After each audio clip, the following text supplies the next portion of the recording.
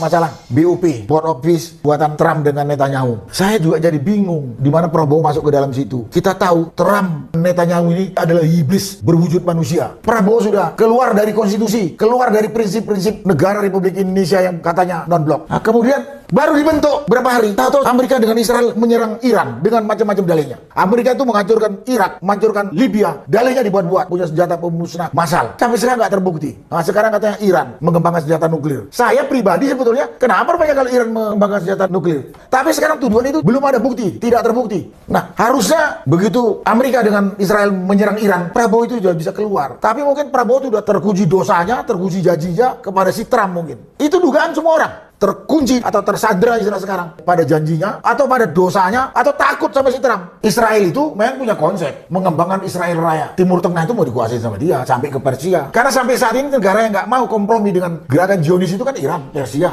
Yang lain mau atau paling tidak terang-terangan melawan. Buntut-buntutnya mencari keuntungan ekonomi juga. Lihat Libya untuk keuntungan ekonomi, Irak keuntungan ekonomi, Iran juga karena sumber energi dan sumber daya alam di negara-negara yang itu cukup besar. Mereka ingin kuasai. Di samping dia juga tidak mau ada negara Islam kuat. Dua negara bangsat ini, Israel dengan Amerika. Yang saya sesalkan udahlah urusannya Amerika dengan Israel. Prabowo presiden kita ini loh, kok membawa negara kita masuk ke sana dengan melanggar konstitusi. Pembukaan Undang-Undang Dasar sudah mengatakan kemerdekaan itu adalah hak segala bangsa. Karena itu semua bentuk penjajahan di dunia ini harus dihapuskan.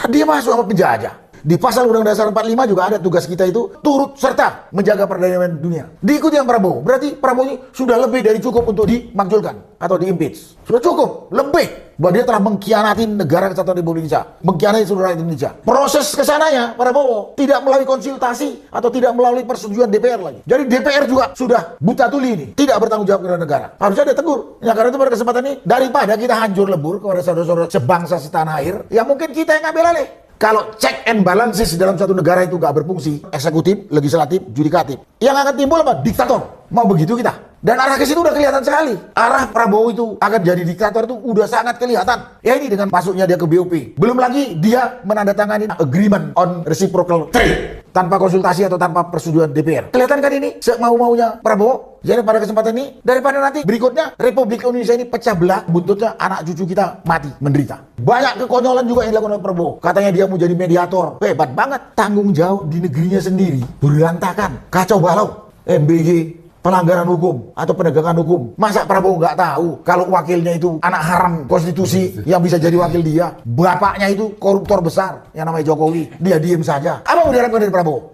Ngurus Jokowi aja gak becos, ngurus Gibran aja gak becos. Gayanya saja gede banget.